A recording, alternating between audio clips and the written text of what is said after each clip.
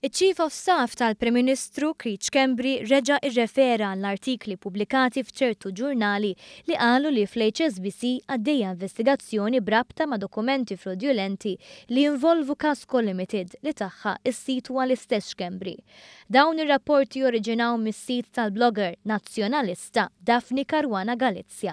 X'Kembri qal li l-insinwazzjonijiet huma l-kollox folots u fabbrikati. Saħansitra flimkien mal-istqarrija żied korrispondenza maħruġa minn dak responsabbli mill-kummerċ tal-bank li turi li m'hemm xejn illeċtu. Innota wkoll li permezz tal-avukat tiegħu awtorizza lill-bank biex jirrispondi pubblikament għal kull domanda li jirċievu dwar is-suġġett.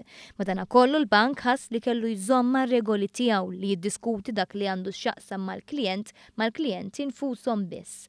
Sfortunatament jgħid Kembri minkejja li nfetħu proċeduri tal-libel kontra l-Independent on Sunday u l-Independent online u minkejja l-informa lit-Times dwar l-ittra li ħareġ il-bank, ċertu ġurnalisti fih dan it-Times qed iħossu ħtieġa li jirrepetu l-insinwazzjonijiet tagħhom.